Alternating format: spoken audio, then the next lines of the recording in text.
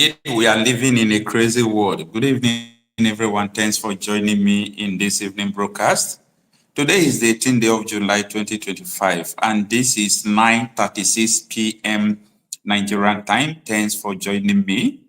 All right, before we go forward, I think I have to announce that, as usual, we have the link of the live broadcast on the comment section. So for those of you who want to join us, you can join us live through the link on the comment section. What is going on? Nnamdi Kanu, federal government insists threat to break up Nigeria, not mere boasting. The threat to break up Nigeria is not just a mere boasting. All right, we are going to come to the details of what is going on in Nigeria, especially when it comes to the case of Nnamdi Kanu. But before that, a lot of people have also been asking questions about the no case submission file that the council told Nnamdi Kanu established in court. So Maxwell Opara, one of the council told Nnamdi Kanu, has this to say today. Take a listen. My people, good afternoon, and good evening, and good morning, depending where you're hearing me from. It's no longer news that today, being 18th day of July 2025, is the day the matter for Nnamdi Kanu came up for adoption of no case submission. So, and the no case submission has been adopted by the Nnamdi Kanu's legal team and the prosecution team, and the court adjourned till 10th day of October for ruling on no case submission. And I have received several calls where people are asking me the meaning of no case submission. And I think that's the essence of making this call in video, to explain to you what no case submission is all about.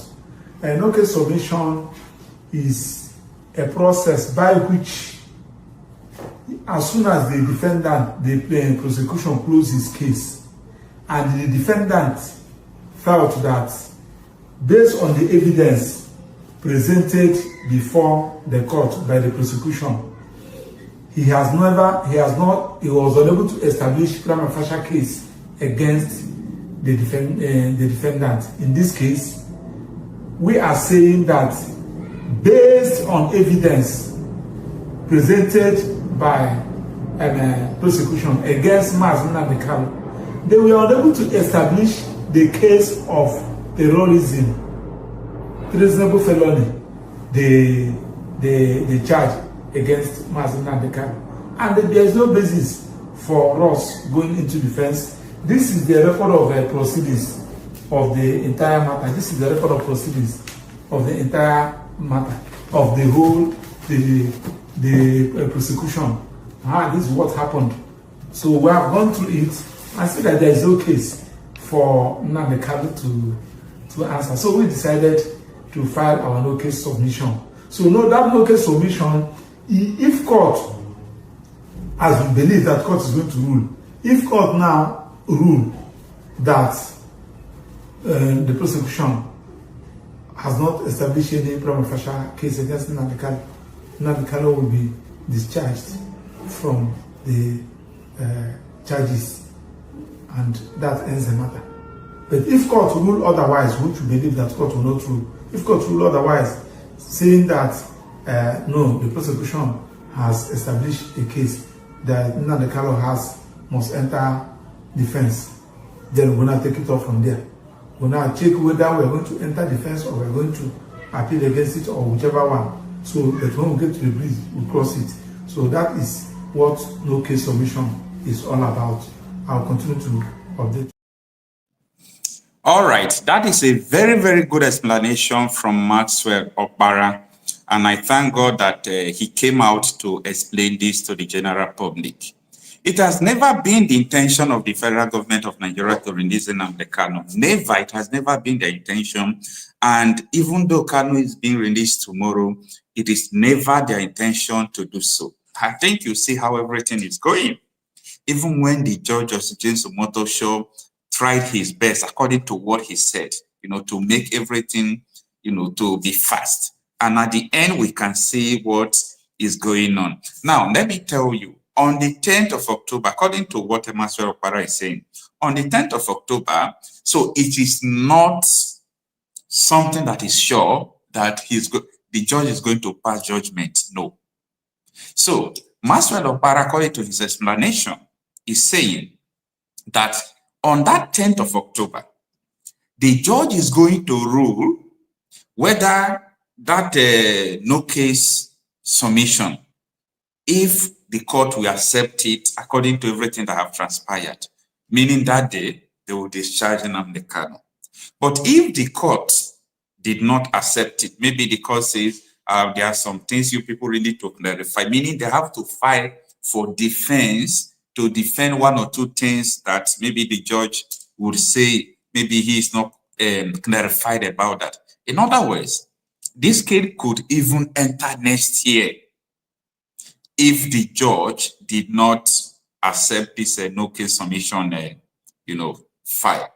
So this is what is going on, and as I said before, I know it is never the interest of the federal government to release Nnamdi Kanu. It has been like this, and who caused this problem? If I am saying all this, it's not because I hate Buhari so much and all those things.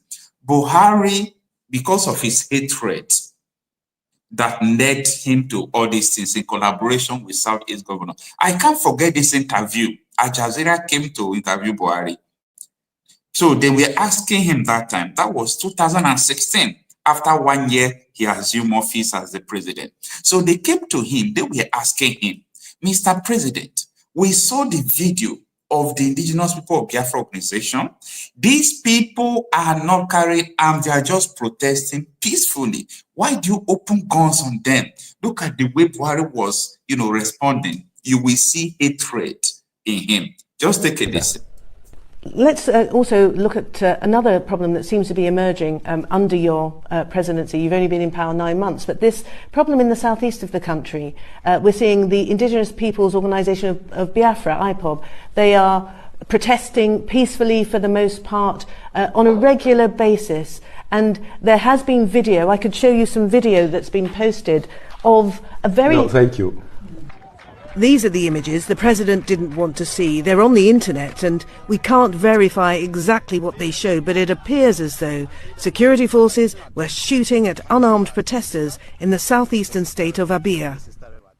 This is footage I can't personally verify, but it looks as though the security forces have gone in very heavy-handedly shooting, and there were reported to be 7 deaths. I'm wondering, how are you planning to deal with this issue of Biafra?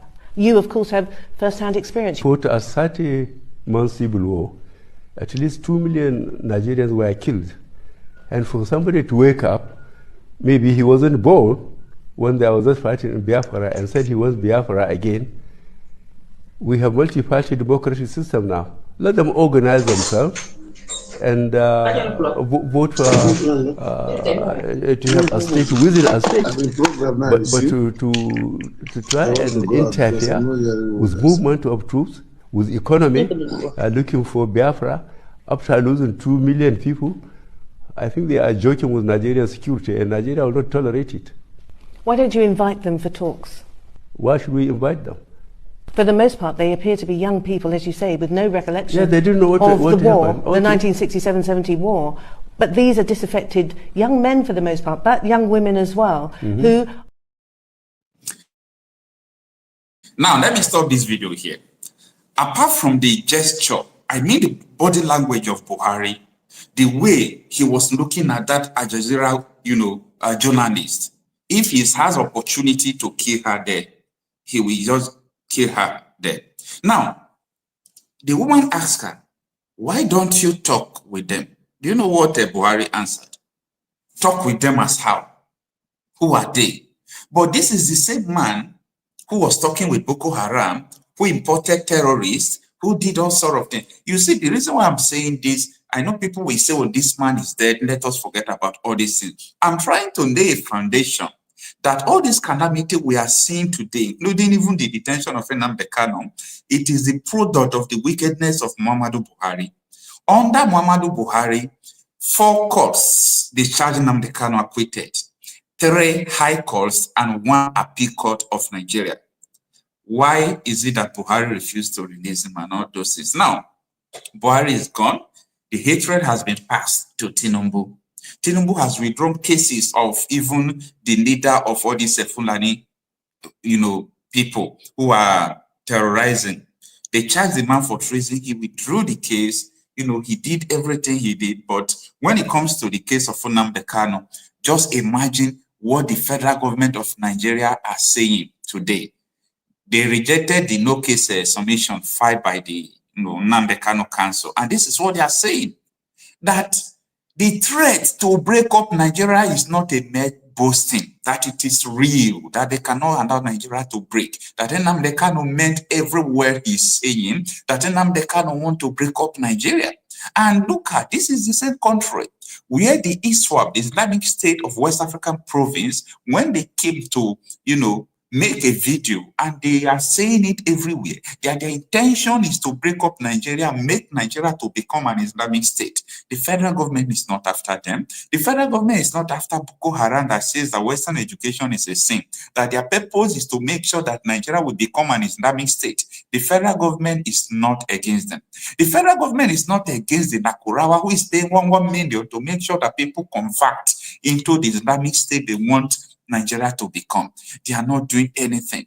The new terrorists has started working in Nigeria. Turkey just announced. When you come to Kwara State, another terrorist organization, every now and everywhere, terrorist organization who wants Nigeria to break, but the federal government is insisting that a broadcast Nnamdi Kanu made will be capable to dismantle Nigeria. This is just laughable. When I mean laughable, it makes me laugh. Now, as I used to tell people, I am not a lawyer, I am not a judge, but what you know doesn't guarantee your victory in court. It is what you can prove, not what you know. You said you know this, you hear this, but can you prove what you say you know in court? How can you come out now to say, oh, Nnamdi Kanu said he's going to break Nigeria through a broadcast? How can you establish it that a broadcast will be capable of breaking a country where you see terrorist organizations who are boasting every day, and these terrorist organizations are being financed by politicians, and the federal government are doing nothing? Now, the Borno State government, go and fact check me, in their budget last year, they spent 4 billion on Boko Haram, and they have budgeted 7.3 billion in this year for Boko Haram. Just don't take me for my words. Go to the website of Borno State government, check their budget on Boko Haram. They said they are using it for rehabilitation, rehabilitating the terrorists. I'm talking about just for 2 years, about 12 billion naira will be going to Boko Haram. They said they are terrorists, repentant terrorists.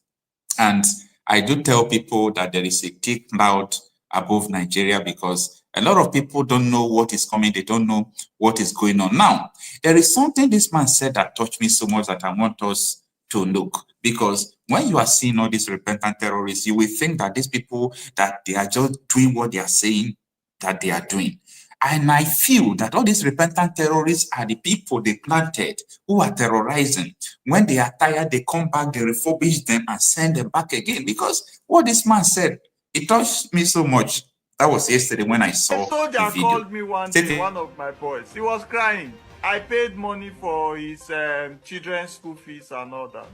He was crying that he was deployed to where they are protecting repentant bandits. And he's seen the ones that killed his friends and his co-soldiers and colleagues. And he's protecting them. And they are wearing uniforms, they are being fed, and they are being given all the attributes and the freedom that a prisoner cannot get. Meanwhile, people that snatch a phone, 33 Nokia, from Oshodi, from somebody's pocket, they are in prison. Are still They awaiting can't- trial. Yes, but the de-radicalized pass through this process. A ceremony is done, and they are given certificates and allowed to integrate into the society. When I say integrate into the society, it means that they all now have rights back to join any military, police, or any agency of their choice. And I told people that could listen then, I said, the only benefits for the radicalization process is to use that they are gathering as harvesting intelligence. If I gather those people together, I will put listening devices, I will give them their phones, I will put... All right, he should stop there. Now, you now understand what this man is talking about. You now understand what he's saying. Because when you are hearing about all this issue of repentant terrorists, repentant this, repentant that, there is nothing about repentance there. In fact, the army told us last year that some persons that they recruited into the military, that they were calling repentant Boko Haram. They took the gun they gave them, they took the healers they gave them, they took everything they gave them, and they ran away. They ran away. You understand? This is absolutely nonsense, and it's not acceptable at all. That you people are training the terrorists, you are doing all sort of things, and the people who has done nothing, absolutely nothing, you keep on keeping them. But thank God that so many people are aware of the purpose why Nnamdi Kanu is still in detention. Because people were thinking that, oh, Nnamdi Kanu is in detention because of what he did. The federal government of Nigeria, after submitting everything they submitted, you hear Maxwell Opara saying it. They do not see anything to start defending here, because there is no proof that Nnamdi Kanu, what the federal government is saying is that Nnamdi Kanu made the brokers instigated people, asking, are they minors? Anyway, what do I know, Seven? Let us just go into, few things that transpired in court today. I'm going to read it out from this article. Stay with me. But you don't know what tomorrow brings. Still in this crazy world, people dying like flies every day. You read about it in the news, but you don't believe it. You wouldn't know about it. And then man in the lamp like gold comes to your door. Cause first there's meeting, I swear I love it.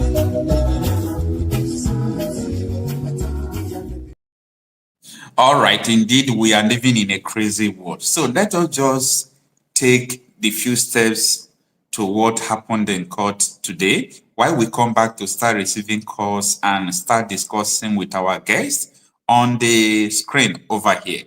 So the federal government of Nigeria has told the Federal High Court in Abuja that the threat by the Biafra nation agitator, Nnamdi Kanu, to break up the country and establish a Republic of Biafra was not a mere empty threat, but a deliberate one. So the federal government, they are, afraid that this is what Nnamdi Kanu will do, and he will be able to do it. Now, the government said that the detained leader of the Indigenous People of Biafra, IPOB, made a broadcast on Biafra Radio station where he openly, publicly declared his intention to break up Nigeria. Responding to a no-case application made by Kanu on Friday, the federal government's lawyer, Chief Adegboyega Awomolo, senior advocate of Nigeria, said the broadcast by Nnamdi Kanu caused Nigeria to live in great fear.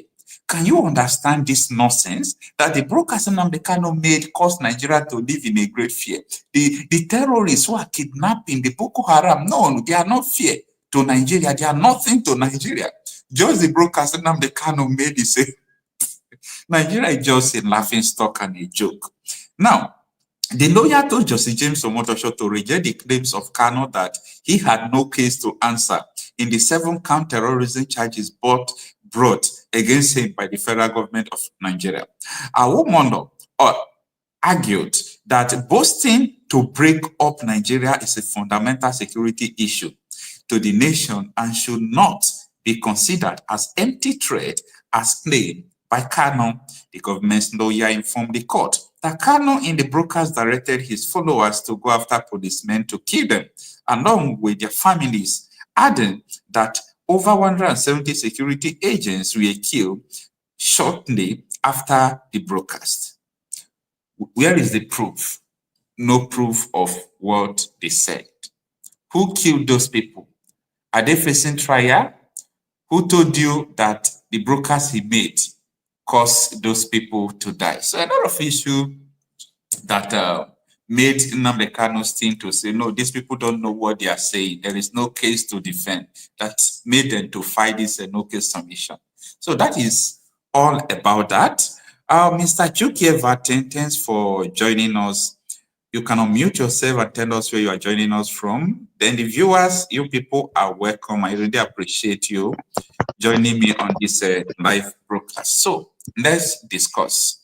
Good evening, Yeah, Mr. good evening. Juice. Good evening, Mr. Maxwell. Thank you. Thanks for joining us. Where are you joining us from? I'm very grateful. I'm joining from Tunis in Tunisia. Wow. How is Tunisia? How is Tunisia? Can you hear me? Tunisia is very fine. I hear you, Tunis. It looks like you're having a network problem. All right. Yeah, it seems you're having a network problem. And if No, you don't mind, I'm okay. Yeah, go on. If you don't mind, can you on your video? Okay. Yeah. Hold on a little bit. I'm really outside my working place, so I need to just add my own voice before Okay, it's returning okay. back It's to work. okay. It's okay. All right, let's go ahead. Now, I want to ask you a question. The federal government of Nigeria said that they will object, and they have objected the no case submission filed by Nnamdi Kanu. And one of the reasons why they rejected it is because they said in Nnamdi Kanu's broadcast that he boasted to break up Nigeria, and that is a very grievous security threat. Do you think that someone's, broadcast could threaten the federal government to stay on his case for 10 years while leaving Boko Haram and other terrorists? What do you have to say about that? Thank you so much, and thank you for the opportunity. First and foremost,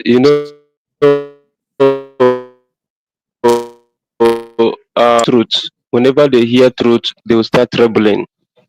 So, I believe what Nnamdi Kanu said is giving them sleepless night because they know that what he's saying or what he's agitating for is the right thing. So they are afraid. It looks like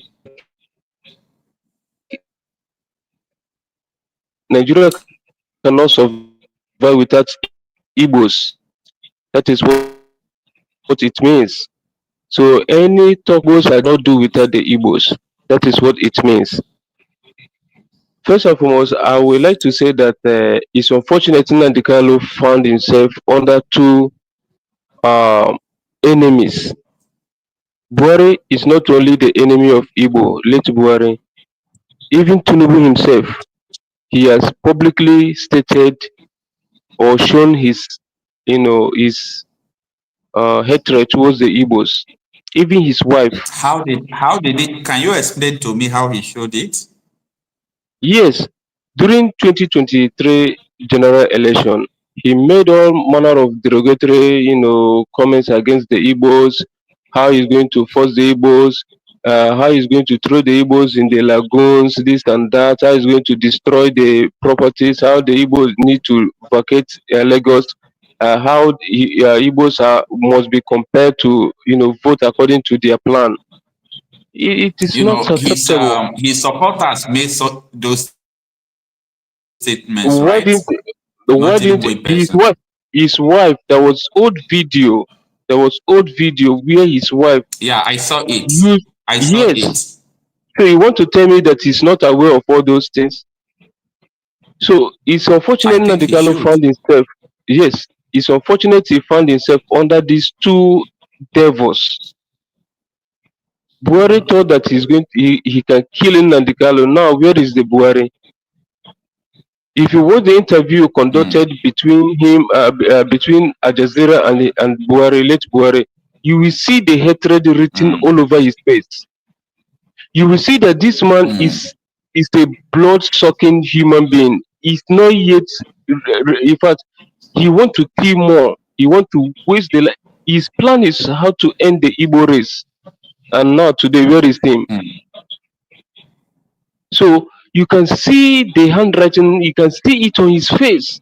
The man is, when the woman asked the interviewer asked him, why not you sit down and dialogue? He said, dialogue with you, sit with you, invite you. He Yeah. see himself as almighty. He see himself as almighty. Now today, where is him? So these are lessons to others. For my pain is that some of my brothers, they some of them cannot take the level of segregation going on in Nigeria, the stigmatization going on in Nigeria, because they feel that to identify with the Igbos is a very big mistake in Nigeria. So some of them cannot take it. That is why they deny. Apart from that, who tell you the Igbos don't have population? Who tell you that we don't have voting power or we cannot come together to, demand for our rights? But because of how Nigeria is structured to oppress the Igbos, what Nnamdi Kanu is, agitating, it's not all about giving us the Biafran alone, but they make everything equal to everyone the way they're enjoying. Some of what these people you are seeing, Buhari, late Buhari, Tinubu, some of them used to pay their youths secretly. They allocate some money to their youth and they are being giving that to them to support them. But other regions are left like that. These are the things that Nnamdi Kanu has been agitating for. If we are one, you must share everything equal. Nobody is more Nigerian than others. All right. You cannot just subdue some region. You put everything within Lagos, seaport Lagos, airport Lagos, and you expect people to run back to their village and stay in their village without looking for a means. So they share everything equal. Nobody will agitate for a separation. And they are doing this intentionally doing it. So our people fail to understand that it's just the best time for us to pull ourselves together and look for a way to navigate all this hatred. It is obvious, even outsiders know that the Igbos are being maltreated. If a reporter from Al Jazeera, far away Qatar, will tell you that these people are economically and politically marginalized, how much more those that are in Nigeria? They all know this. They all know it. But I thank God that what the evil that they have created is beginning to hurt most of them. It's beginning to hurt most of them. Some of them, their eye are opening, knowing that the Igbos are not their enemies. All right. All right. We'll come back to that. Let's get our guest on WhatsApp in. Okay. For that question. All right. Hello. Hello. Please, if you call, kindly turn down the volume of your YouTube over there so that we can hear from you here. Hello. Madam Origin. Good evening, Madam. Hello? Yeah, Madam Origin. Yes, how are you? Good evening, Madam. Happy New Year. I know I'm busy, but yeah. Am I on air? Yeah, you are. Okay, I greet everyone straight Thank you, to the point. Nnamdi Kanu remains a prisoner of the conscience of what people call Nigeria and all the people that have gathered against the people.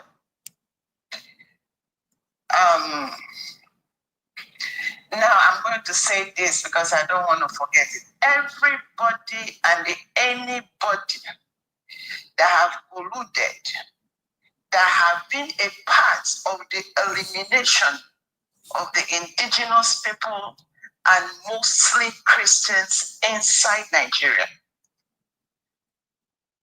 The poor people, the indigenous people, they may not have the ammunitions to fight back.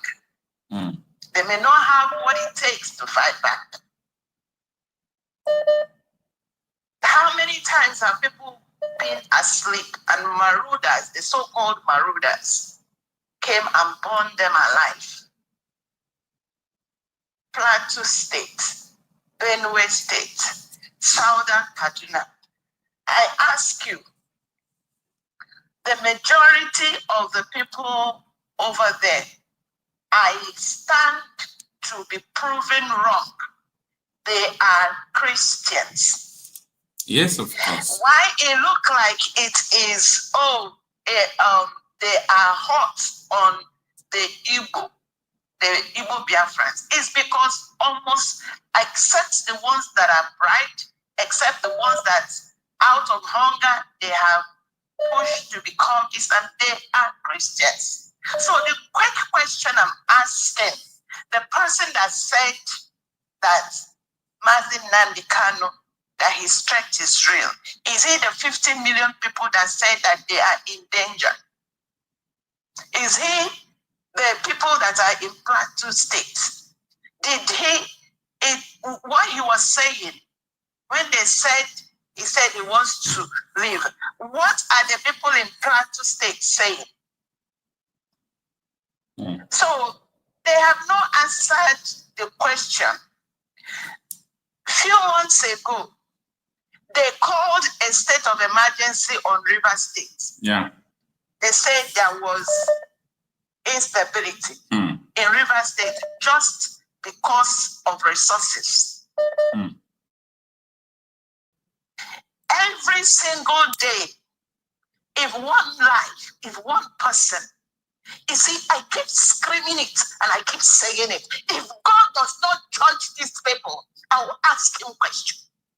If I hear that Sodom and Gomorrah was judged, if God does not judge these evil people, you will have the question to answer. And I leave it there, and I am sure and I believe these people must be judged. Don't put those that go out, the people that are, they say they are politicians. You are a politician, you are a governor, you are a, what do they call them? All kinds of names. And when these so-called marauders, you people call them marauders, you say you don't know where they came from. There are intel, you say you don't have what it takes to fight marauders that came to destroy the lives of people. And when these people come, you collect their arms and ammunition.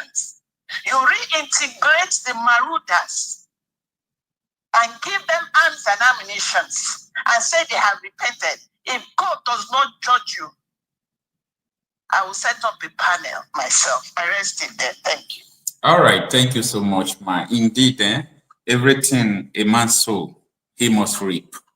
If you did not reap it in these words, when you leave, your children will begin to repeat. It's so unfortunate. Thank you so much. I'm running all over the place, helter skelter. They are anybody that said they want to protect. Look at the number of vigilantes these people are buying. You understand? The army are buying vigilantes. They tell the people, you're on your own. Go and create security for yourself. They will go and they buy the security people. Who are buying the security people? When they come out, they tell us it is the security people that buy themselves. It is the people that are sleeping that buy themselves. It is the churches that burn themselves. It's unfortunate. And the world is keeping quiet. Why did they announce the death of the figure called Buhari? Because There was someone that went to ICC to report them after they sat on the case for how many years now? Now, they have declared in quotes, Buhari dead. They went and buried him. And every case, a fresh case that he said that they have sat on it. If I die today, I won't die tomorrow. Of course. Thank you. Of course. Thank you, ma. Thank you so much. Have a wonderful day over there.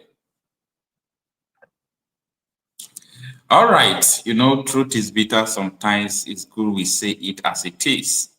Because actually, whatever every man is doing today, you must receive, you know, the reward, either good or bad. Let's have a...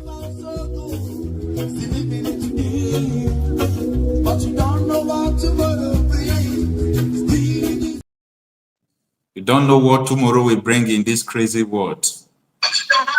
Hello? Please, if you call, you turn down the volume of your YouTube so that we can hear from you.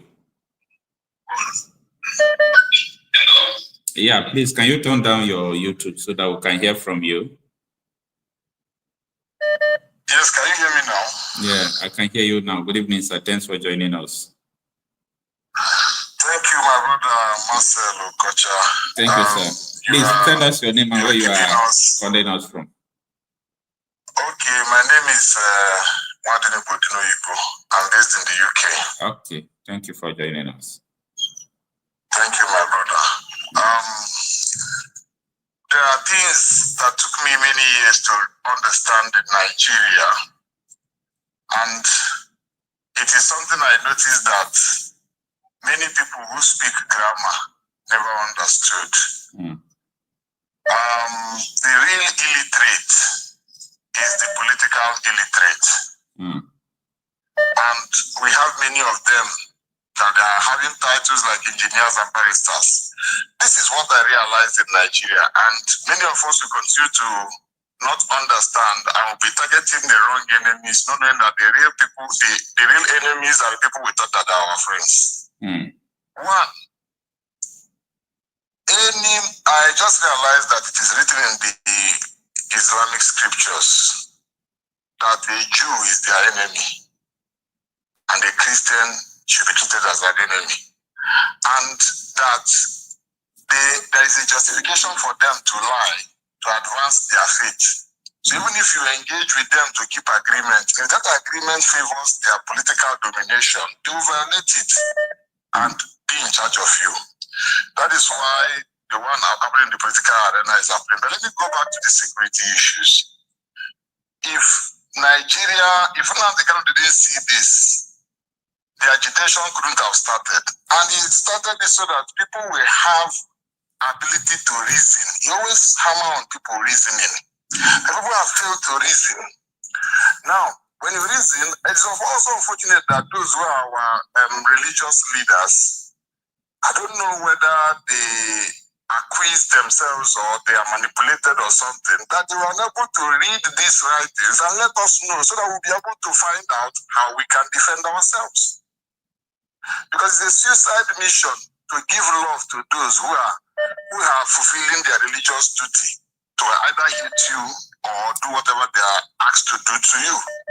Now, if we check the dimension of whatever that is going on in those insecurity matters, the target is just the Christians and the Jews. And according to those who started early to say they hate the Igbos, I got to realize that the Igbos, in the eyes of those people that say they hate the Igbos, are the... Because there is no reason for somebody in the 1950s to say he hates Igbos in an interview to BBC.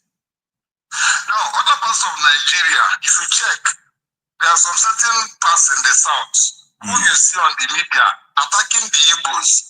If you check those people's religion in that south, they are Muslims. So what are you saying in a nutshell? What I'm saying in a nutshell is that any Christian in Nigeria should understand where his interest lies. And the only people closer to work with him for his guaranteed security, irrespective of the mistake they made in the past, to the part of an arrangement will come back to haunt them, which all of us now realize that the victims of yesterday and the victims of today are just changing from one stage to another. But now it looks as if it's going on simultaneously. They should all come to that realization and make an alignment politically, religiously, security-wise, and give that loyalty to themselves.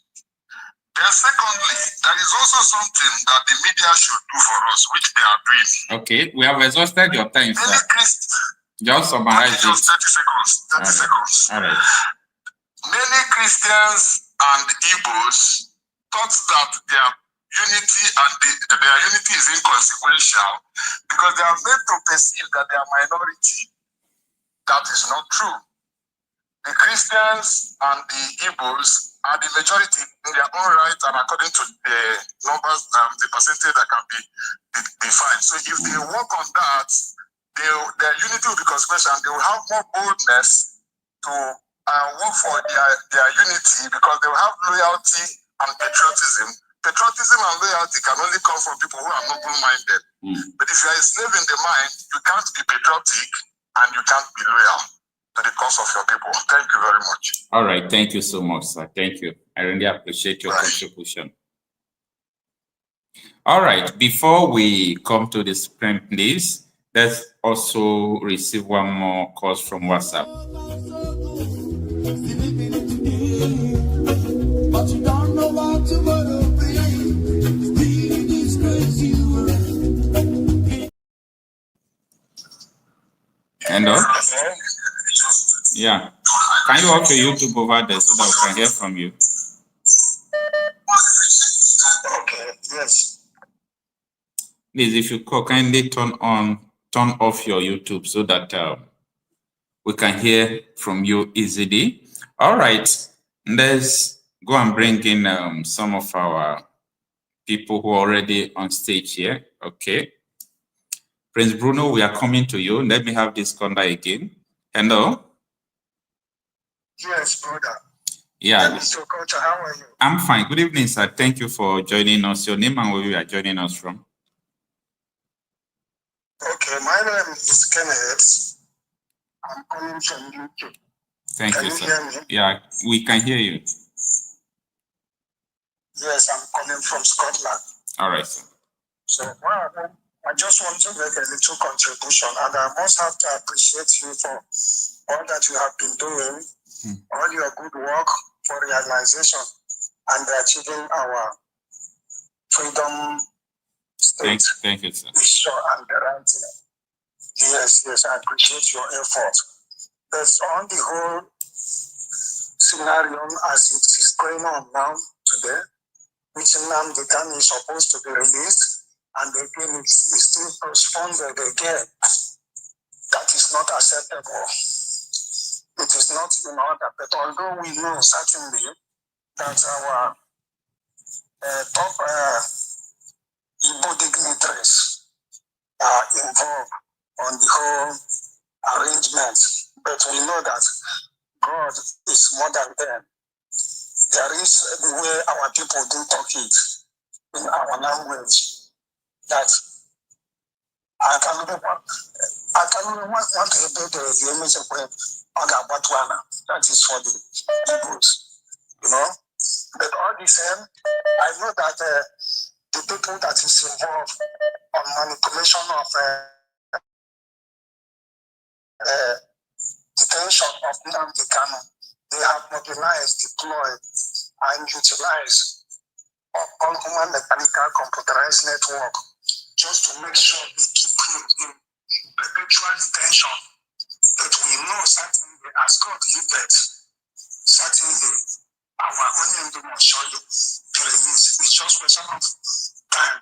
But one good news we had today, and I believe it is true, I do hear of it, that about 24 or 25 of IPOB leaders that has been detained over 4 years has already been released. Yeah, that was last week now in Ebonyi State. Okay, that was last week. Okay, I just had the news just today. When the news of Nnamdi Kanu continuous incarceration. Okay, sir. Moving on anyway. You just have 1 minute left. You said what? You just have a minute left. Okay, brother.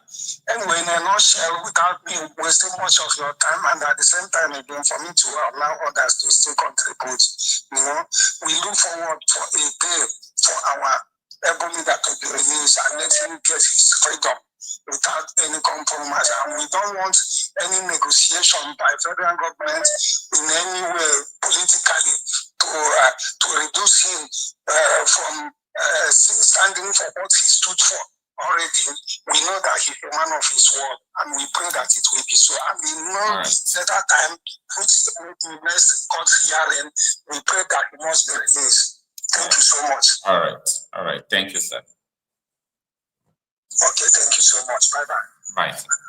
All right, Mr. Prince Brown, you can unmute yourself. Thanks for joining us. Good evening, everyone. Thank you for staying by.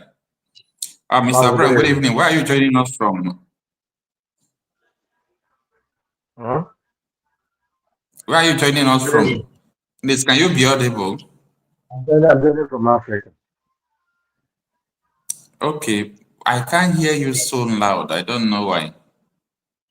I said I'm joining from Africa. Can you hear me now? All right, so you say you are joining from Africa. Are you using earpiece? I'm using earpiece, yeah. Yeah, that is why we can't hear you, eh? What you are saying, I can hardly hear it. Okay, let me remove it. Remove it, let's see.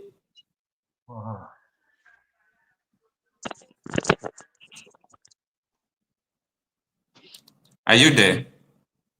Can you hear me now? Yeah. Perfect. All right. I want to ask you a question. Thank you for joining us. The question I have for you is that, are you aware? And I want your opinion. I want you to say what you think about this. When in a situation where a government will be spending billions on terrorists, and they call them repentant, and people that court has freed, people who they have not even found anything incriminating on, are still being tried over and over again. How can you explain this situation? And what have you been thinking about it? I have nothing. I have much thing to say. Only that Nigeria is a terrorist country. They are the ones supporting terrorists. Okay, I have nothing to say. I have not much thing. But I come here in order to give you an information so that you can take that information to the COS, because this information is very, very authentic to identify. If the information you are going to give is, you think is confidential, that you can talk in private? Yes, it's confidential. Yes, it's confidential. If it is confidential, if you are coming to say it live, so it's no longer a secret information. I'm just telling you so that you can provide where I can drop the information for you, so that you can take it to the COS. That is why I joined this media, because I've found the other guy is not around. They have left the life. So now I have dig something and get something into it, which everybody will be looking about that thing. Okay, thank you so much. Thank you so much about that. What you are going to do, you can see my WhatsApp number on the screen. You can write me on WhatsApp if it is confidential like that. So you do not say what is confidential to the public. For example, now, if it has to do with the security issue and you just leak the secret on the public, so the people that you want to save, you can't save them again, because the people will hear you saying it, I mean the criminals, they will go and re-strategize and follow the other way to come. So there are some things we say online. There are some things it's important we do not say it. And I would appreciate it if I see your message on this WhatsApp, okay? Can I give me your number? Look at it on the screen, please, or on the comment section. I pin it on the comment section, sir. Okay. Let me go to the comment section. All YouTube, right. Abi. Yes. YouTube. Yes. Okay. Thank you so much. I really appreciate that.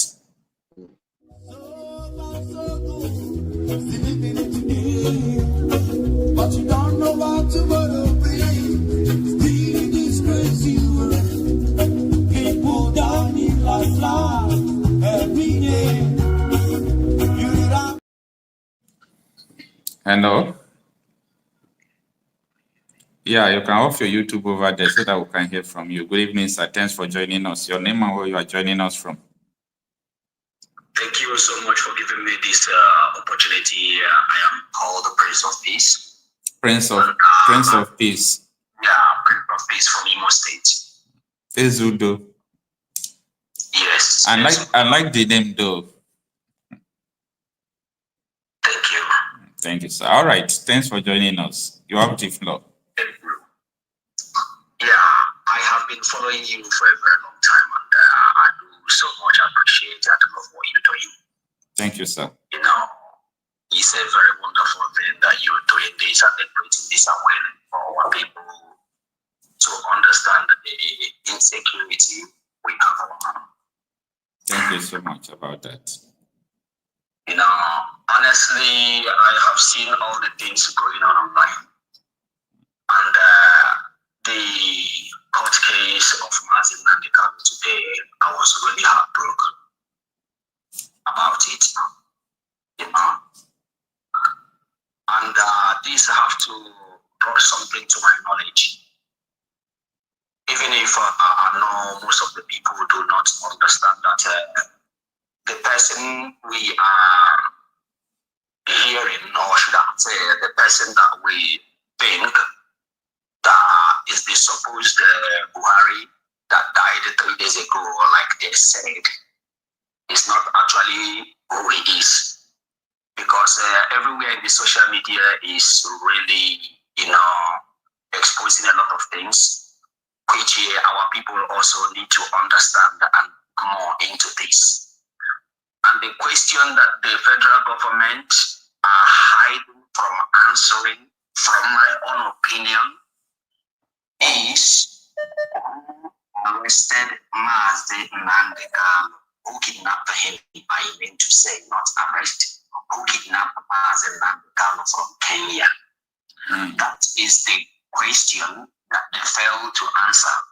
I was really heartbroken today, and it really put me to question so many things.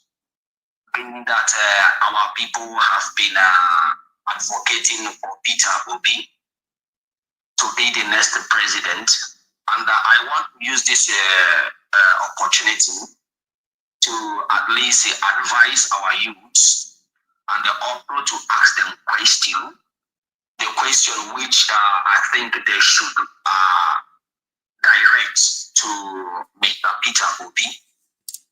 And that question is, why is it that there is this insecurity and this unaliving of people in Southeast, and all you do about is just to campaign for the next president of Nigeria without sitting down and talk about the insecurity that we are having in the Southeast?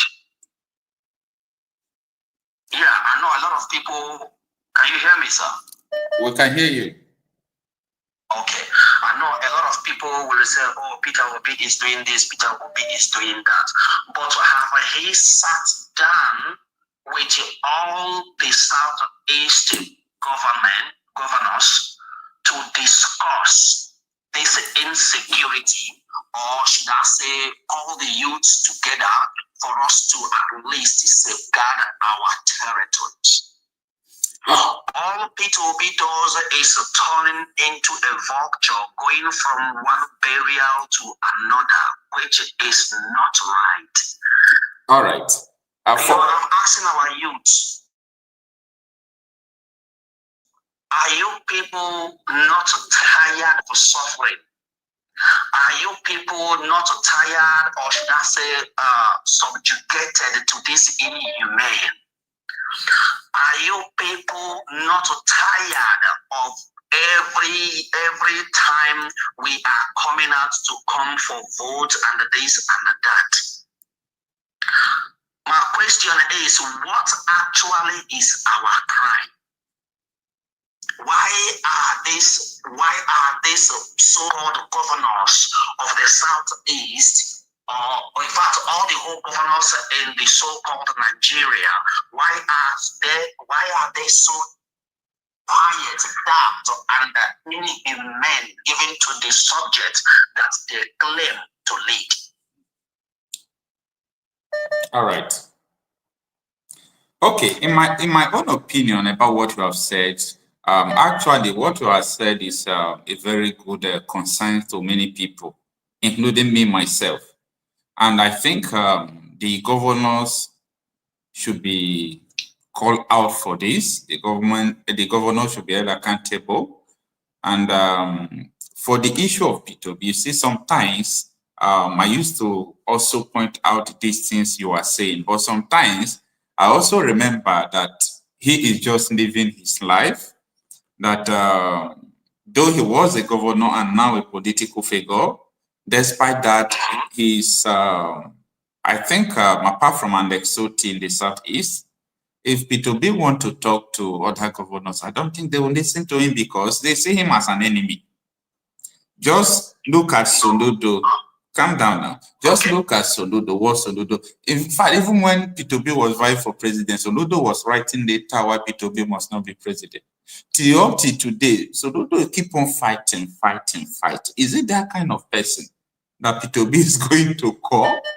So, not that I'm trying to support, you know, or in contrary to what you are saying, but I'm just trying to tell you that the Saudi governors are not united, and they don't have the capacity to do that. I feel that other peoples are controlling them because they are not showing capacity. They are not showing really that they are in charge.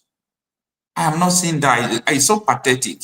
And the message to use that you said is 100% correct. And I think people should ponder about this. I was saying something yesterday. I said, even though now, from now to the next 100 years, are we still going to keep repeating these errors? God forbid.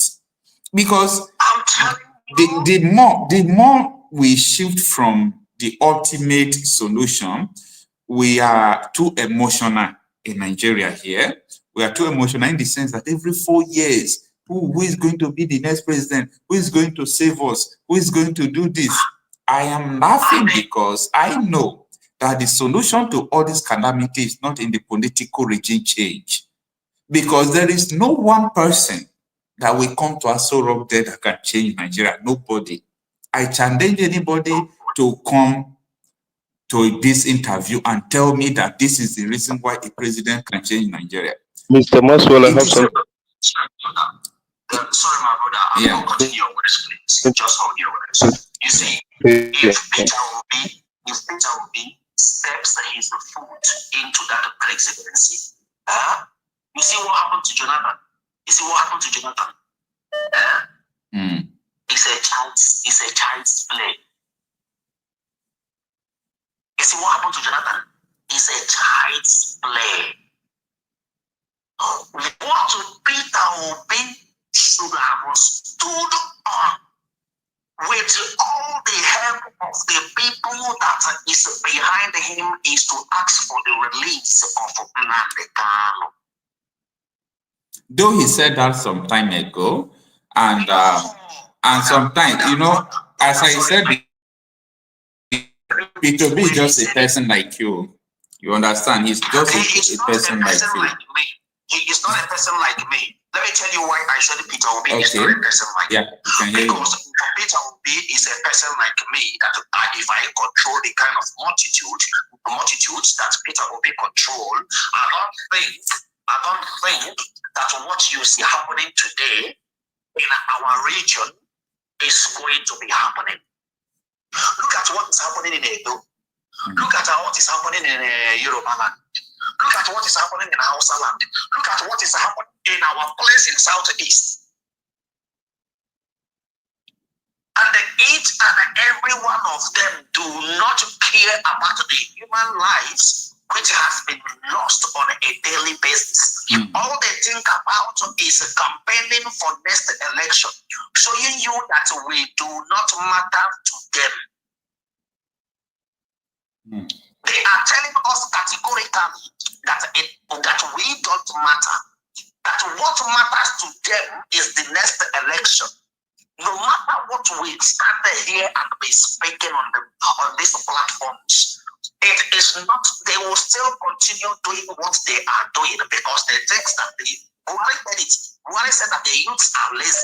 Why did he say that the youths are lazy? He said that the youths are lazy because the youth were unable to fish out what they have been doing for donkey years, and they are not going to do nothing about what they have done.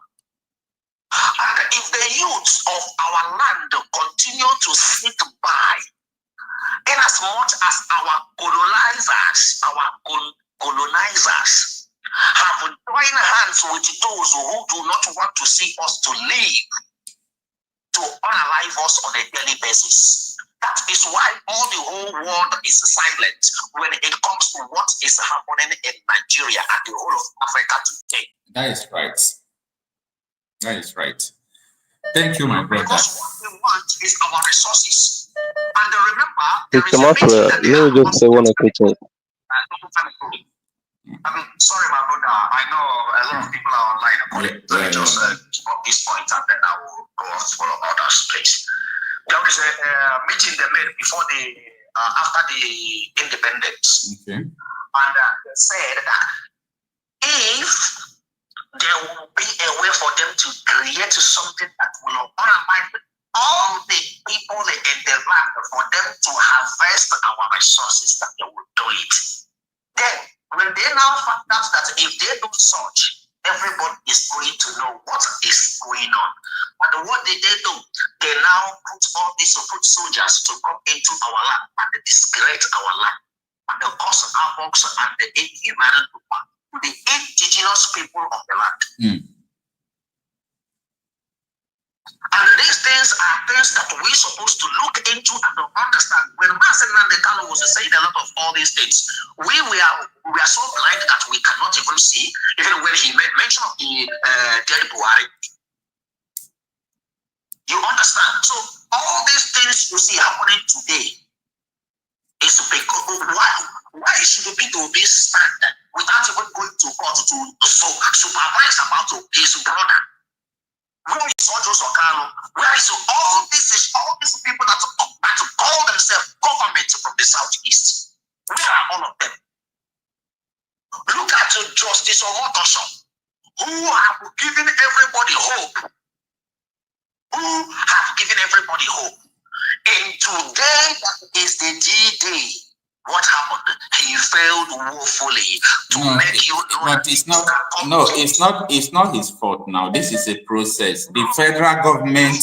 The federal government rejected the no case submission. So he want to rule about the case. He will study and rule on May 10th.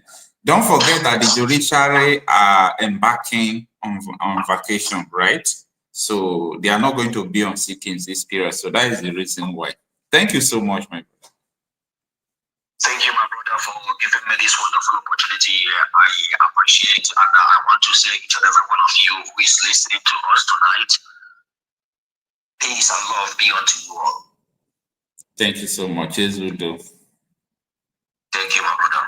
All right, Mr. Chuksevatin. Yes, sir. Mr. Maxwell. Yeah. Let me lay this foundation. Yes, let me lay this foundation first before I talk about P2V. See, Nigeria, as we used to say, cannot be sustainable because the number of terrorists Nigeria is harboring is too much. No country in the world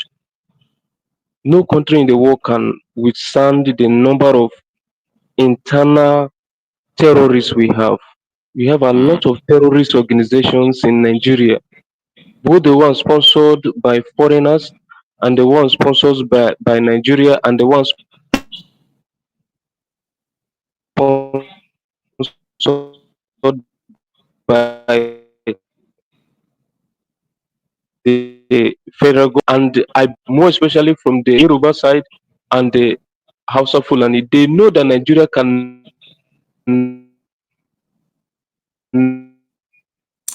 never Your network is disturbing. We can't hear work. what you I are use the word saying well. can never. Hear me now?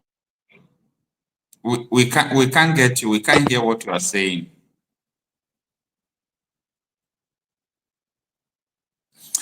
Can you All hear me right. now?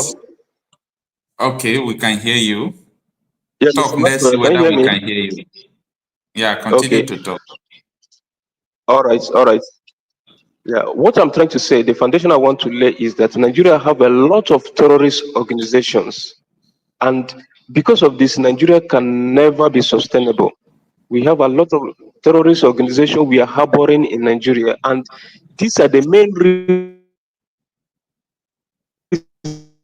why Nigeria can. So We can't all the hear you politicians, again. Please, can you put your network in order and my network rejoin is. us? Yeah, we can't hear Can you you hear me again. now? Okay. Yes, but when you So start talking, our it will still politicians, stop. okay, our politicians, I believe, they know that Nigeria can never work. That is the reason why they are behaving the way they are behaving. Now, talking about P2B, anybody, my brother that just spoke now, that is his own opinion. I respect his opinion. But P2B, let me tell you, for Igbos to, enjoy, to have a little, fresh air, I think they should rally around P2B. P2B, yes, P2B's presidency has nothing to do with insecurity in the Southeast. Why? He is not a governor. He's not a governor in any of the Southeast states. During his time as the governor, he managed the crisis there to his best of knowledge, to his best of his ability. But now, the way Nigeria is structured, we never allow Igbos to strive. A P2B being a president, we at least give us a little fresh air and also make us to be politically relevant in Nigeria. All the other regions, they see the Igbos as irrelevant in terms of politics. They see us as, they don't count us as anything.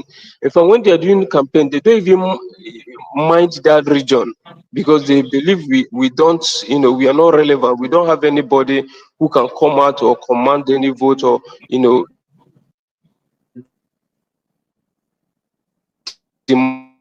Are you? demand for Your network, or your network again. But we got your the point anyway. Your network is federal still disturbing, but we get presence your point. in the region. So, what I'm trying to say here is that nobody should tackle P2B on his presidential ambition. It is for the betterment of the Igbos, because if you follow Sudan, for Southern Sudan to have independence, the region come together to fight for it. For Igbo to get, Biafra, both the West, the Yoruba and the Easterners will come together to fight for it. If not, it will not work. These people, politically, they are more than us. They have leg everywhere. During the Civil War, do you know how many countries that contributed both in person and in kind to make sure that they subdue the Igbos, the Biafrans? So it is going to be very difficult, very difficult. How many Igbos do you see in the world stage, talking about Biafra, selling Biafra to the world, going to UN to, sell Biafra to the world? Hardly will you see it. It's only Nnamdi Kanu that is trying to, do something. So the best way for us to do is how to get the power. If people forget to know that Nigeria, a president of Nigeria, he has so much power. They invested a lot of power in him. People don't understand what it means to be a president of a nation. So with you being the president of the nation, even if the country is boiling, at least you must have done one or two things for your region that will make them to, have a little bit independence from other regions. So P2B's ambition is a welcome development, and every Igbo man should rally round to make sure he gets that ticket.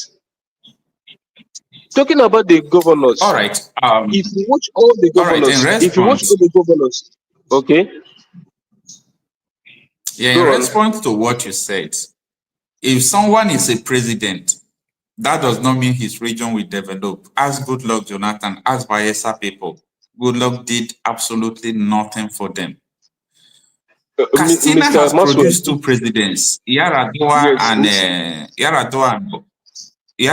and Buhari. Katsina has produced most of the military generals and so on and so forth. But what is going on in their states? Yes, so Mr. Maxwell. Yeah, Mr. Maxwell, it's not all about your particular state. No, every region have their headquarters. Just like the Southeast have Enugu as the headquarters. If you watch all those people that have I'm ruled, asking you now, what did Goodluck Jonathan did for Southeast or South? What did Goodluck Jonathan do? Okay, it was a big mistake from Jonathan because he was ready. He was only pleading, pleasing. He was only pleasing the Northern and pleasing those that he felt that without them he cannot live. If you watch Goodluck Jonathan now with his statement, you know that the Goodluck Jonathan you know before is no more the same Goodluck Jonathan you know now. He has learned his lesson. You understand? He has learned his lesson. Everybody, even the so-called Tinubu, why are these Northerners fighting Tinubu? Is it not because he refuses to, focus on their region? He just maintain that Lagos and Lagos alone. He don't care. Even if people are dying, he don't care. He don't even show any concern. Anybody who told you that Tinubu did not focus on the North is lying. For example, Tinubu gave 8 appointments yesterday, right?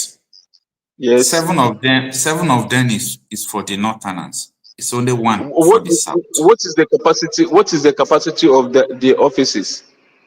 What is the relevance of those offices? Very, very relevant, like banks of agriculture, this and that. These are the main hub of every country.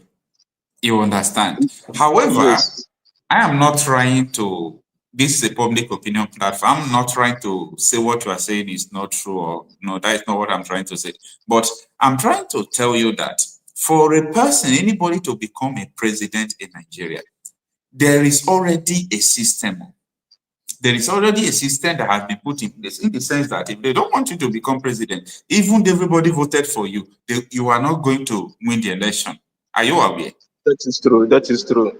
So if they want you to be president, they want you to be there. They're already in control. That is why they allow you to become the president. You see the reason why I'm saying this? I spent time to study this country, Nigeria. Okay. In 2007, 2011, 2014, 15, 2019, 2023. These are four years interval. I've experienced elections in Nigeria. Nigeria will not get, see, in next election, after someone emerged 2027, if not Tinubu, anybody that will emerge, people will start liking Tinubu. Mark this, what I'm telling you today. People will miss Tinubu. People were already missing Buhari. Buhari's administration that people call evil that time. Don't forget, I'm coming, sir. Don't forget that under Goodluck Jonathan, they carry Goodluck for caskets. RIP Goodluck. They say Goodluck is devil, Nebuchadnezzar. Goodluck is this. Remove Goodluck. They remove him. Buhari came. Buhari is evil. Buhari is gone. Tinubu is here. Tinubu is evil. No. Another person it will be worst. This thing is not all about individual. It's not all about person. Yes. This is about a system. Mr. Maxwell. There is already a system that will make things to work. Yeah, Mr. Maxwell, do you know why it is like that? Yeah. You know, in Islam, at least I have been to no less than eight countries, Muslim countries, and to some extent I understand Islam. In Islam, They see it as forbidding for a kafiri, that is an unbeliever, to rule over them. That is the main problem. You see, Mr. Maxwell, can I tell you one thing? I have been in a Then, platform if you have where seen, sir, I have if you been have in, seen I have, this, okay, I have if you been in have a seen platform, this, you still go on. okay, Yeah. You are I have contradicting been in yourself. If you have seen this hold kind of on, thing now, why do you still yes, think that someone will become a president and change Nigeria? Or have you not listened to this video of Buba Galadima? Have you seen Mr. the Maxwell, interview of Buba Galadima? Mr. Maxwell, I am not telling you that anybody can change Nigeria. I am not telling you that P2B will change Nigeria. What I am trying to let you know is that with the little time he will spend in the office, he will be able to, get something for the South. I'm talking about Southeast. I'm not talking about Nigeria. If P2B becomes president now, do you want to tell me that seaport in Port Harcourt will not work? Is it what you are trying to tell me? Even if it is the only thing he do, even if it is the only thing you do, I'm telling you, I believe before you know it, almost 40% of Igbos in Lagos will vacate Lagos. Only All right. 40% of Igbos in This Lagos is will vacate Lagos.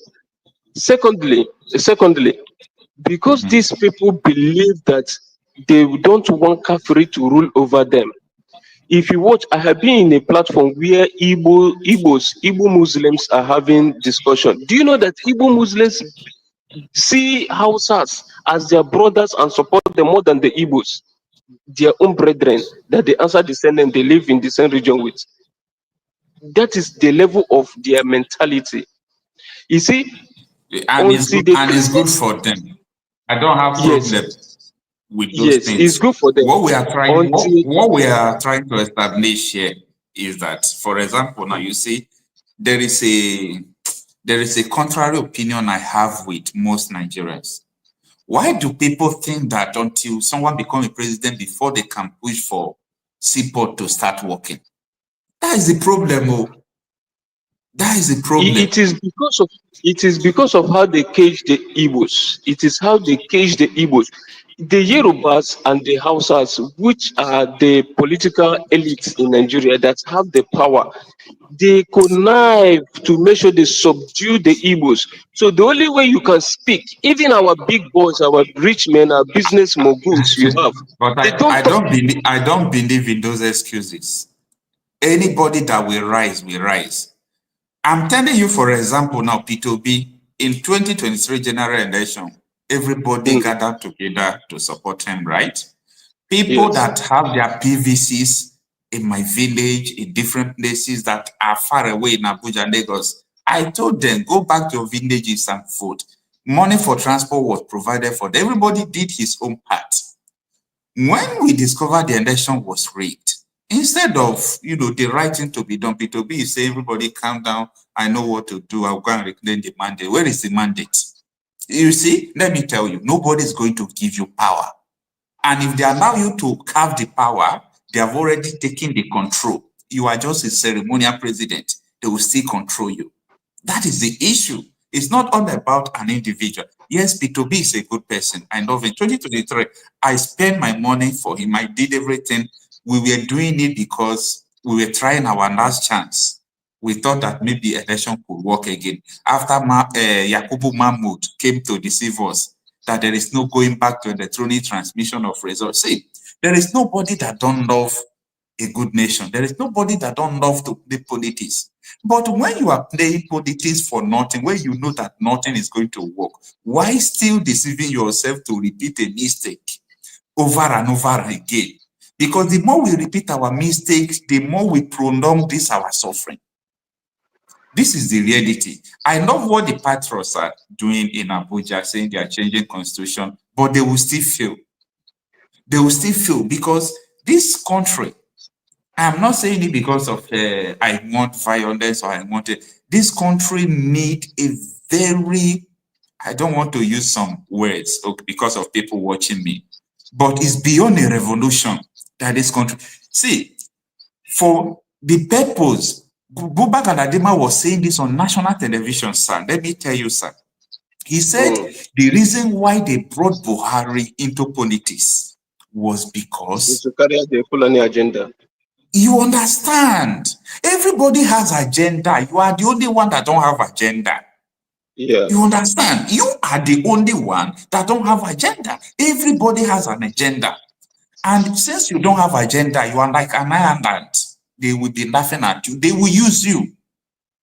They will use you. And there is nothing you can do. That is the problem. So everybody have an agenda. Now, sorry that I will give you more time because I am the one using your time. Okay? No problem. No problem. Yes. Now, let me tell you. Go and fact check me. The budget of Borno State, they budgeted 4.5 billion last year they used for Boko Haram. This year they budgeted 7.3 billion. Go and fact check me. For the repentant Boko Haram, how much do they put on their heads? So if I am telling you people that, see, this, it doesn't make sense, bro. It doesn't make sense. Military stop taking orders from Goodluck Jonathan. And as I speak to you today, military are not taking order of Tinubu. Who are you? Who is president in Nigeria? Because you people are talking this because you don't know Nigeria. You don't know Nigeria. If you know Nigeria, you will know that a president, you say he has too much power. The power of a president is big as people who put him there. You understand? Someone who put in there, let me tell you, the door of election. Then let me not go that side. You know, yes, sir. Just talk to us to summarize what you want to say. That is a topic for another day. Let me not expose so many things here. Okay. So, in a nutshell, we should just rally around.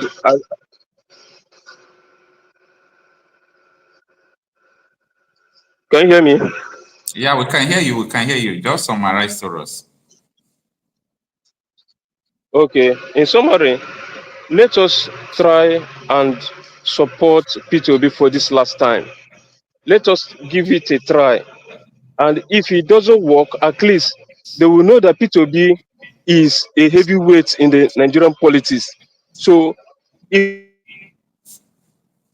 it didn't work, he can also use his influence to negotiate for a better deal. Because me, if I'm going to blame Ohanes and Debo. For these donkey years we have Ohanes and Debo, they cannot negotiate for a seaport. Not that they are going to build a new seaport. We already have seaport in Port Harcourt. Ohanes and Debo can never, since I know them, since I was born, since I get sense till now, I have never seen any tangible thing being done by Ohanes and Debo. And the current Ohanes and Debo president is from Rivers State. He cannot negotiate for anything. I don't even know why we have that Ohanes and Debo. It's of no use. If we are calling anybody, that is the main organization we're supposed to call, not even P2B. Not even P2B. So let Ohanes and Debo wake up. Who knows Ohanes and Debo? Who knows them? Who have they helped? He just name they have. Name. And they have to squander money. Council of the ungodly.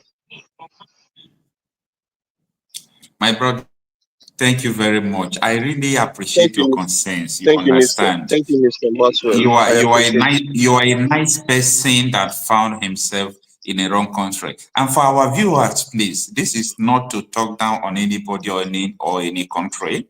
Truth is bitter, but you see, sometimes we must say the truth for posterity's sake. If not because of anybody, let us just speak the truth. As I speak to you, Delta State, all these places are under siege. Terrorists has over. Look at what is happening in Bayelsa yesterday. Military started killing the people who owns the land. Does that make sense? Nigeria is under siege. These are the things we're supposed to be talking about, not 2027 election. You know, that is why if I see people talking about 2027 election, I say these people missed it. How dare you talk about 2027 election where people are dying? Let me give you an example. 200 people that died in Benue. How I wish people that died at Tinubu, P2B, Atiku, all these people, one of them, let them die. Let the masses live. You understand? Because someone cannot be dying everywhere, they are keeping quiet. Let me tell you, I witnessed the revolution that took place in 2014. All these Adegboyega, Osibanjo, Soyinka, they shut down Nigeria. They were on the street. That was how they took power. They kidnapped Chibok girls upon saying the Chibok girls now forming the former. They took out in the street. But now everybody is dying anyhow every day. The so-called politicians are talking about 2027. I mean, people are dying. Let these politicians, all these things, let them die for the masses. That is what I want. Because the death toll is too much. We should not talk about even an election or these people are dying. People are dying. Atiku is not talking about the solution. Obi is not talking about the solution. I love Obi so much. I have never seen him give a concrete solution to this insecurity. Tinubu has not done that. Nobody. The new chief of army officer, they asked him, sir, how will you solve this problem? He said, no, even though I deployed the whole army, they can't solve it because they are underlying issue. As Nigerians are myopic, we are still doing all these things. See, everything in Nigeria now is an agenda. Nigeria has been mapped out. See, there are people in Nigeria who knows what will happen next 10 years. They have planned it. It's a script. Nigeria is a script, and we are just watching the movie. It's so unfortunate. So I'm not against anybody not to do election. You understand? No. I'm not against it. By the way, if not election, someone like Koti will not be there. You understand? If people can produce their people who will represent their interests, who will not kill them, because most politicians are killing their people. If people can produce people who will not kill them, I don't have problem with that. But what I'm trying to say, if you are watching this my channel, you understand that my point is insecurity. The reason why I started reporting insecurity is because at a time my village was under siege. You can't see it on the news. The whole communities around me was under siege. It's not on the news. And as I talk to you today, only today, about 42 people, though these are attacks, 42 people injured, and about 17 deaths recorded. Did you see it on the news? Who is talking about it? And these are people like me and you. Let me say, for example, let us die in their place. People will say, God forbid. But how will God forbid? Is it not God that created them? So this is just my problem. You understand? Because the country has been mapped out for disruption. The country now that has the highest death toll in the whole world is Nigeria as of today. How come? Not in Gaza, not in Israel, not in Lebanon, not in Ukraine. Nigeria has the highest number. And these people are gallivanting talking about 2027. For me, it's a bullshit. So that is my opinion, my brother. Thank you so much.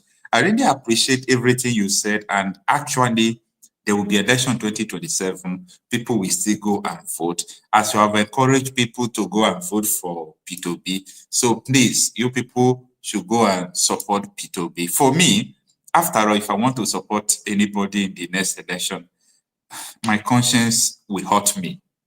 You know why my conscience will hurt me? Because my conscience has that kind of reality on the ground that this is not what is important. You understand? So that is just my own part of it. If you still have anything to say, you can also summarize it before we go to WhatsApp and start bringing guests as well. Thank you so much. I really appreciate your time, though.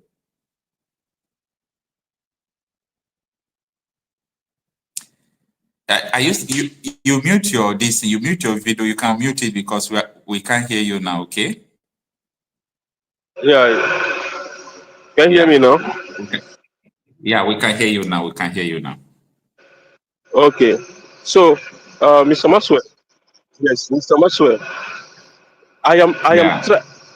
Let me just say I want to be selfish here. Yeah, I want to be selfish because I know P2B cannot solve Nigerian problem. Nobody, they know the problem of Nigeria. They know the problem. They know the problem.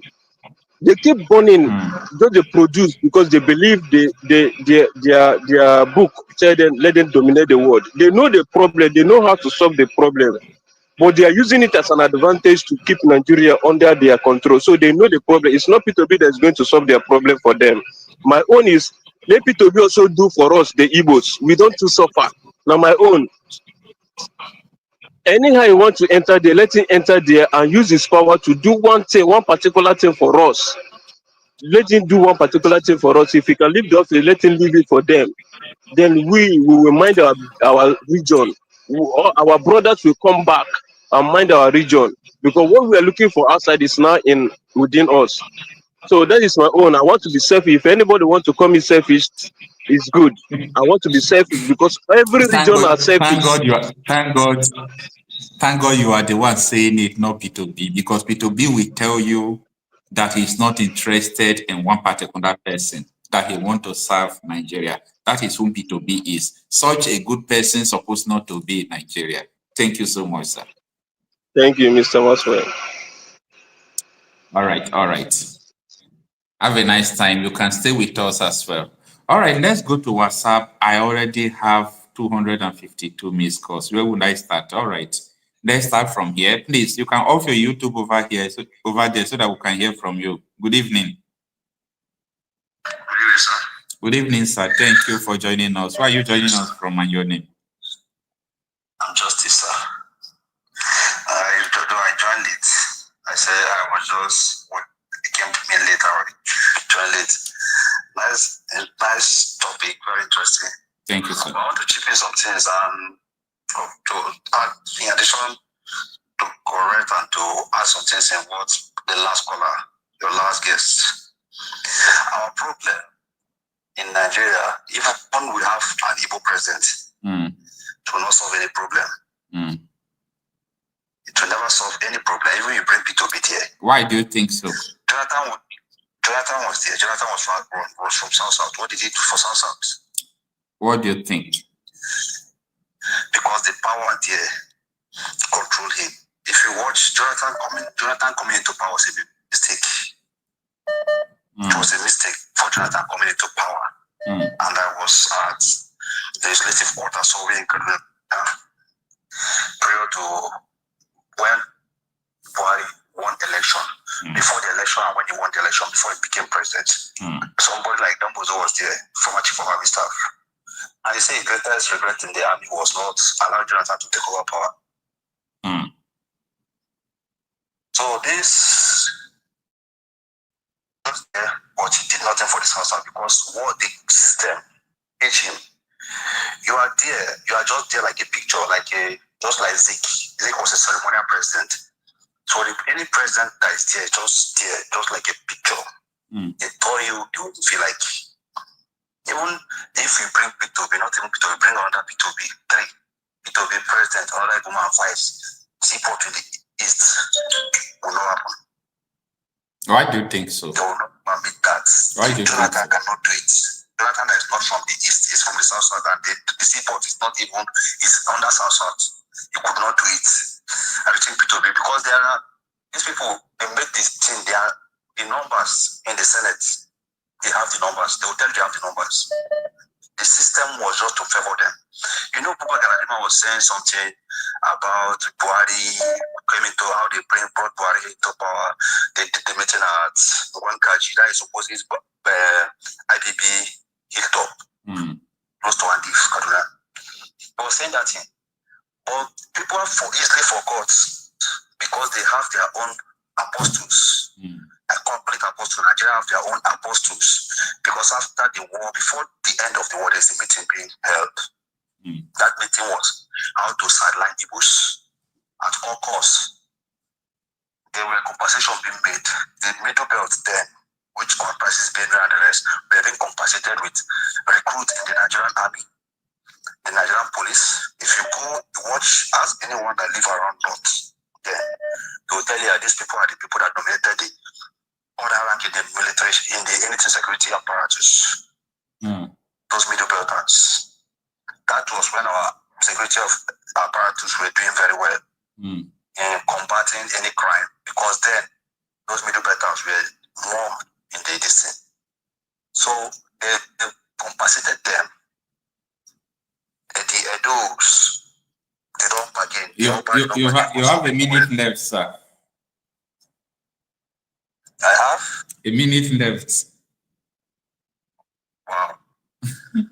Wow. Okay. Let me say, from the day Buhari started contesting for election 2003, the North have never known peace.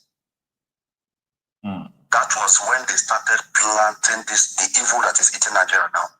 From that 2003 that I started contesting for election, that was when the evil that is eating Nigeria started. There is this word that Zogu, I heard in the notes, that Zogu said Ahmadu Bello was trying to import people to come and Islamize Nigeria. Then he said, it's a lie. What is happening today? Is it not the same agenda? Is it not the same agenda? Yeah. What led to the civil war? The same thing is happening now. They say it's a lie. They are not Islam, no plan like that.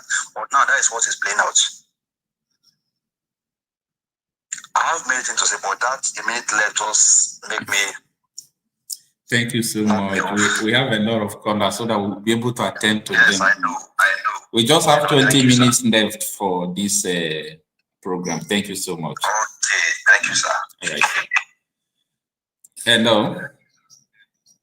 Please, you can off your YouTube over there so that we can hear from you.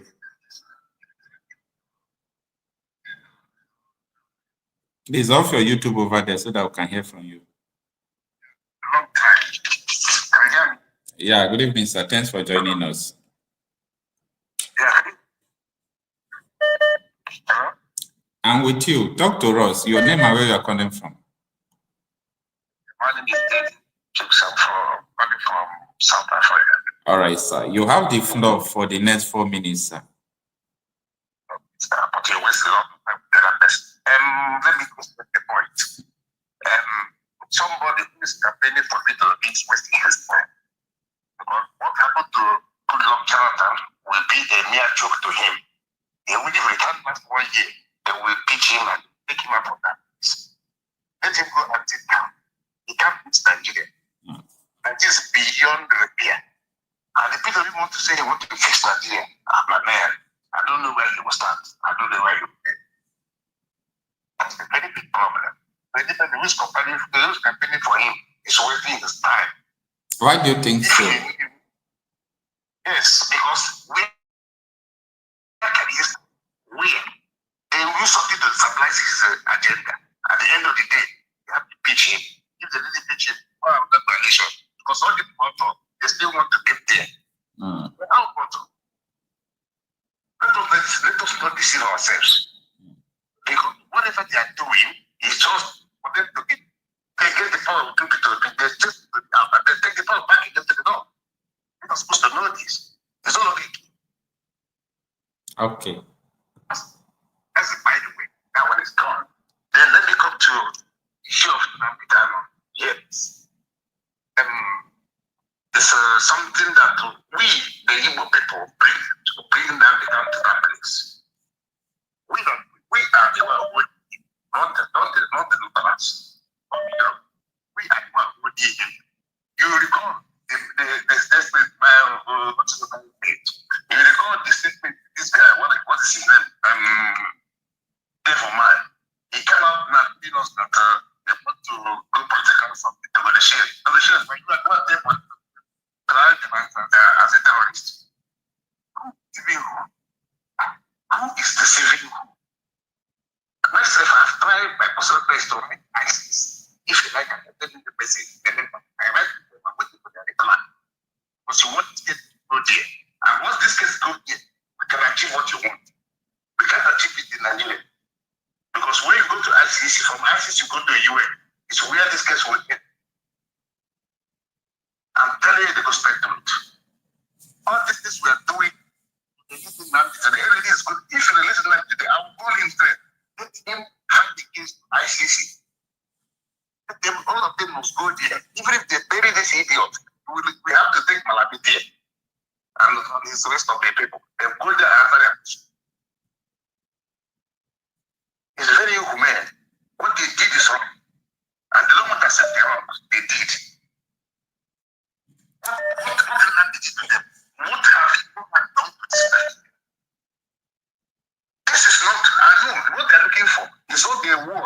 66, 67, 70. No, that war has come. This one now, if they want this war, we will. All Nigerians stay here in South Africa here. If you are not, almost 8 million here in South Africa here. We can contribute money and buy this one state to Nigeria and bomb that country. They will have to go to his house and stay. You don't have to. Enough is enough. You don't have to. It's not important. It's not important, sir. It's not important. Somebody said that they have America, this, that. We will wait. Let us fight finish before the America will come. It's not important. Thank you so much, sir. Thank you. It's all right. Thank you so much. All right. Okay. Hello. Yeah, good evening, sir. Thanks for joining us. Your name and where you are calling from? Yeah, my name, well, I will speak in Igbo. What is my name? My name is who want to kill me, I will kill the person. Oh, this name. Thank you so much for joining us, sir. Where are you joining us from? Yeah, I don't need to tell you where I'm joining you from, but I'm always following your program. You are a very, very nice person. Thank you. And I believe that God Almighty will bless you. Amen. Why do you think I'm a nice person? I'm not that too nice. No, you are very, very nice because you have always showing us what in Nigeria. Okay. Where terrorists can become president, and they're doing all the things, even though all of them from the president to them by the state governors, all of them is a terrorist. Okay. For my own thinking. Because if you watch what this governor of Anambra State said, Charles Soludo, what he said in America, he said that all the whole Igbo boys is criminal. Are you listening to me? Yeah. Hello? I can hear you. Go on. Yeah, he said all the whole Igbo boys is criminal. That 99% of people that him and his own security. Yeah. We heard that from him. Yes, so that one shows that all of them is a terrorist because Solu don't ever one day come outside and said that the Fulani terrorists or jihad or whatever, Boko Haram, that they are killing people in Anambra State. He never said it to you. But Solu don't come openly in the whole world and they call all the whole Igbo boys that they are the one that are killing people. So only that one will tell you that they are Solu, all of them, that they know what they are doing. It's all right, sir. So now one of our brothers called and said that Peter become president. I'm laughing at that guy. No, it's his opinion now. It's his opinion and he's entitled to it. Yes, I know. So, and I like the way you explain everything to that guy. Because some people believe that if Peter become president, let me tell all the whole Igbo people this thing, all the whole Biafrans this thing. No, nothing like Igbo presidents. They can never give it to Peter. Instead, they will give it to Peter. They give it an article. I have saw it online. We have exhausted your time. Just help us summarize it. Yeah, summarize. So I saw online where I saw a line where I think go to, is it Emir of Kanu? Go bow down for that man. So instead, Tinubu will not win. They'll give it an article. So for me, the only thing that we said, let Igbo boys, Igbo men, bring out their money and sponsor ourselves so that we can have guns and have everything so that we can fight these people. No, it's not important. Yeah, but excuse me, these people, the way they are going, they want to Islamize every person. And for me, I cannot knock my head down. I will not do that because I'm a traditional man. Yeah. You know? So I cannot do such a thing. So the only thing is this thing I said. Let everybody get themselves ready to fight. Yeah, people are getting themselves ready. Like I used to tell people that if not because of vigilantes, you know, Nigeria will not be, especially the southern part of Nigeria, will not be a place to enter. You understand? Yes. So people are already doing that through the forms of vigilante group from each community, indigenous communities. They are doing that. Thank you so much, sir. Yes. Yes, but excuse me, my brother. 1 minute, you give other people time. Please give me small. No, do it as you do talk. You've talked more than others anyway. Just 1 minute. No. I have been calling you for 1 minute. Let me tell you something. He said that the communities, they are forming vigilante. The machine they have is not the machine all these terrorists have. And that is why I am telling you that the best people that will do this are the vigilante. You see, the modern welfare is beyond what you think. There is a community, I will not mention the community name. One vigilante with one cutlass was able to dismantle all these terrorists with AK-47, 4 of them.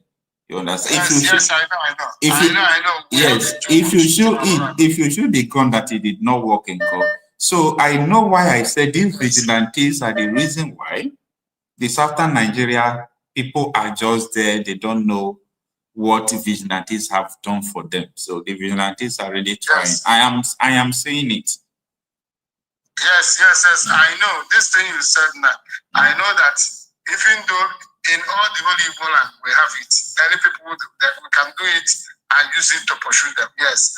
But I will be very grateful if our people can take it like this so that we can defend our land. Because for me now, we that outside, it's all right. We cannot. If you want to come back, you don't know where to go. And I want to tell our people something. Let them not become sample again. Because if you have become sample, if these people want to kill, they will kill. The governors, they have their own security. They can fly anytime. Then they will leave us. So let us mind ourselves and leave governors. All right, thank you. And not protecting them. Let them protect themselves. And another thing is this. I know that all the holy Igbo people, mostly today, mostly yesterday, for my own time here, we are in 19th day. On 18th, everybody is opening eyes, even though me, I woke up in the morning, I check, have they released Nnamdi Kanu? I want to tell them something.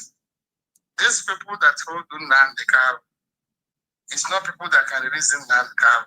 Nnamdi Kanu, they use Nigerian government name to hold him. People that hold Nnamdi Kanu is a terrorist government. Instead, they will release Nnamdi Kanu, they will kill him. So I used to say it. They can never. If these people release Nnamdi Kanu, I will know what the reason why they will release him. Unless Kanu will believe on what they said. And which I know that Kanu cannot believe on what they said. So what they will do is to try to make sure that he dies silent. Or they will give him food. Like for him now, all the food he eats is from them. They can give him food that can wash his brain, that can make him improve so many things. They can give him cancer so that they will say they have cancer. The reason why they don't want to release him, because if they want to release him from the results from Kenya, that they adopted him, the way they do it, is even though in a big shame for them, but because of their terrorist government. This is not call it a terrorist or jihadist or ISWAP or whatever or Boko Haram. They are the one that hold Nnamdi Kanu. So nobody should call in Nigerian government. If you want to talking about them, let us calling them the name. Simple. Let the world hearing it. Because so that the world can intervene, even though Israel can intervene. I watched one thing where Israel said that if they finish in their side. So you have added another 3 minutes. You told me 1 minute now. No problem. No problem, my brother. So let us calling them their name. Because they will not release him, they will kill him. And I said it, they will kill him because they know what they are doing. Because the case have already closed. For them to bring another thing, he said this, he said that, all these things, they want to kill him. But we are watching them. If they do it, if they do it, no problem. They will receive, they will know that Igbo people, we have anything to fight them. And they will know that we Igbo people. Hello? Let's have another caller, please. Yeah. Good evening, sir. Thanks for joining us. Your name and where you are calling from? Yeah, Charles, I'm calling from France. Yes. I won't take most of your time, just a few suggestions I want to make. Okay. Are you hearing me? Yeah, right on. Number one, Igbos have to form an association that is not IPOB. Igbo youth plus Igbo elders who could have cared to join must form something like, it doesn't have to be this name I'm going to call now, but it has to be something that resembles it. IPC, Igbo People's Congress. That's not IPOB. That will not be showing Biafra or anything. Igbo People's Congress that will make up, that will consist of anybody that has anything to do with Igbo land, South, Southeast, Benue, whatever, Igbo People's Congress. A strong association that will now stand firm to get interested in this Nnamdi Kanu's case. That Nnamdi Kanu has to support. He has to support the agenda of that organization. There has to be something that is tailored a bit like the OPC. You know, OPC, people like Sodibo, you know, it's not the Yoruba nation that fought for the release of Sodibo. It is the OPC of Ghani and people like, even though OPC is banned, you know, OPC is banned, but there's a function of it headed by this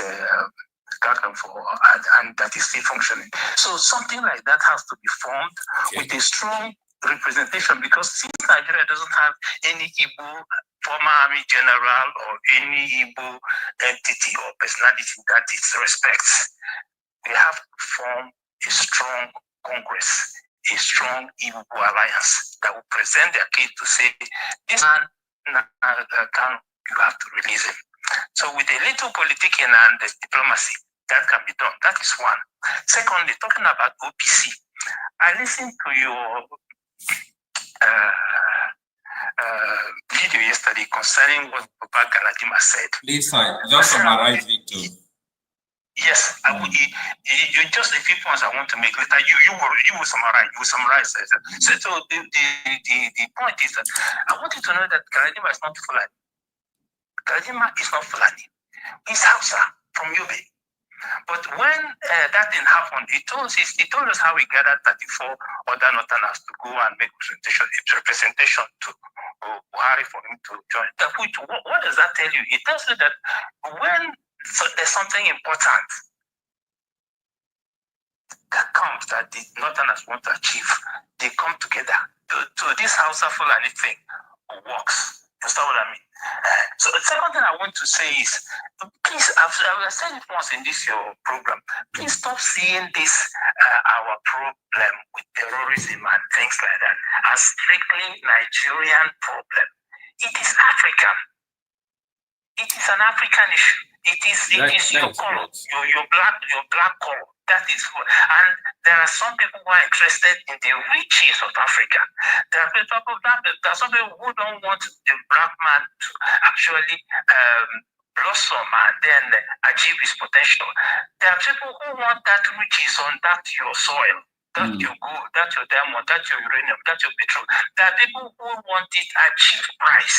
People like Trump doesn't hide it, doesn't hide that fact. He says it openly. He wants precious stone for his army. He doesn't hide it. He goes to Congo, he says the same thing. He calls about 5 Africans of the state. He says the same thing. He said it openly. They want it cheap. So to achieve that, what do? They try to destabilize these regions in order to be able to get what. I'll finish with this last point because he keeps saying about these Boko Haram people that they release.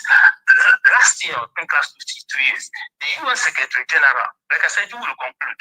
The UN Secretary General visited Nigeria, went to Borno, and after his trip, he came back.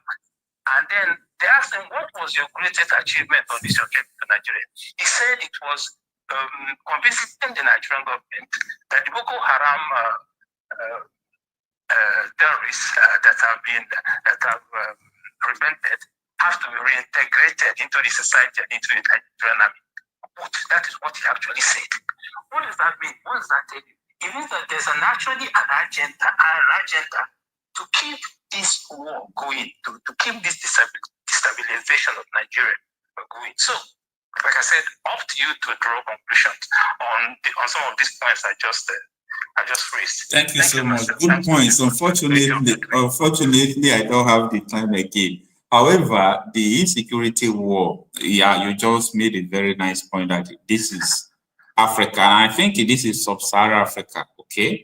This Sahel and West African issue. That is the reason why you have ISWAP, Islamic State Province of West Africa. So their plan is just not only Nigeria. That is a good point. Thank you so much.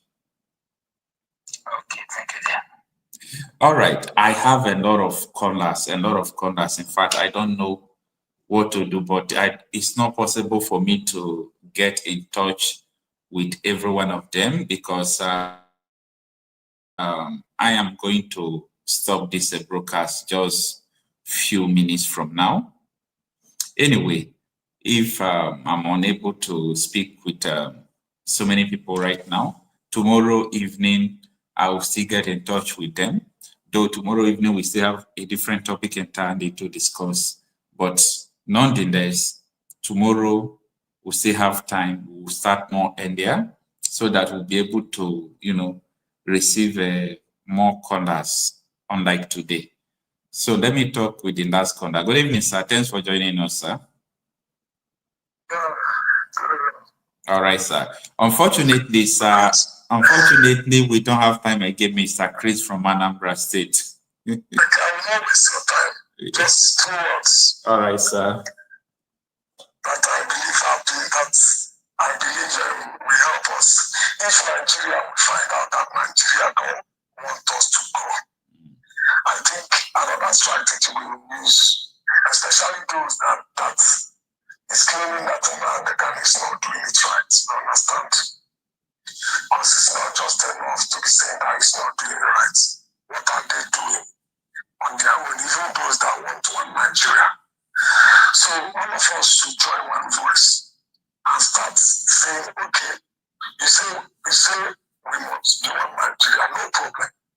But one Nigeria, our own Nigeria that we want to be part of is one Nigeria where there's equity.